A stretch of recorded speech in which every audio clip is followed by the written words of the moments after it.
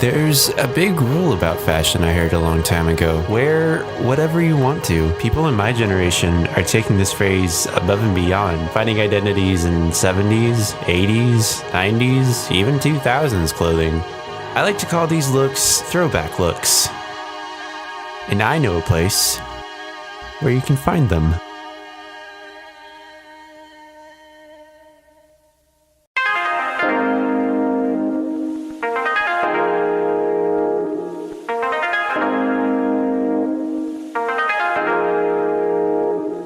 You don't have to go too far to find the look that you're going for.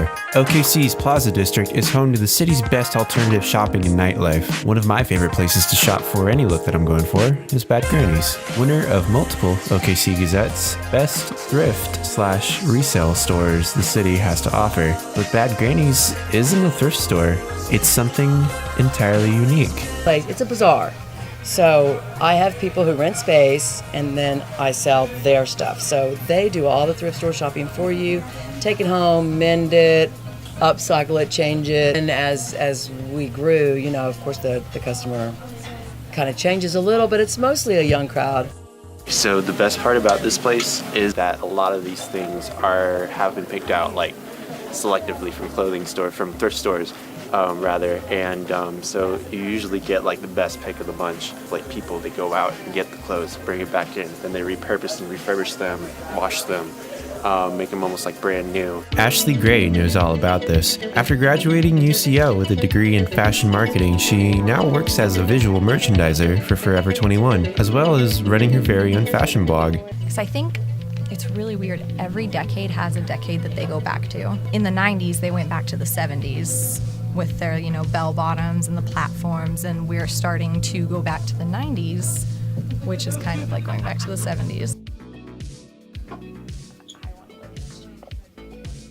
It's funny because you get a lot of people that ask, most of the time when I get asked about something that I'm wearing, it's something I got online. I think it's important to note, online vintage retailing has exponentially grown due to social media.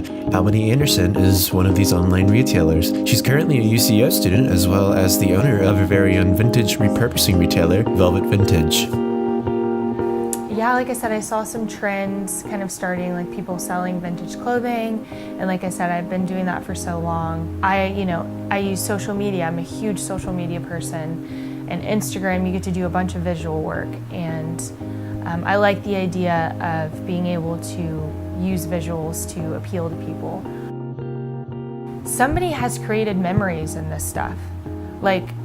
You can buy a pair of pants and think, oh, these are a cute pair of pants, but then when you really think about it, you're like, I wonder what happened in these pants. Whether it's shopping in person or online, people are using past decades to create new styles for themselves, using that first rule of fashion: wear whatever you want to.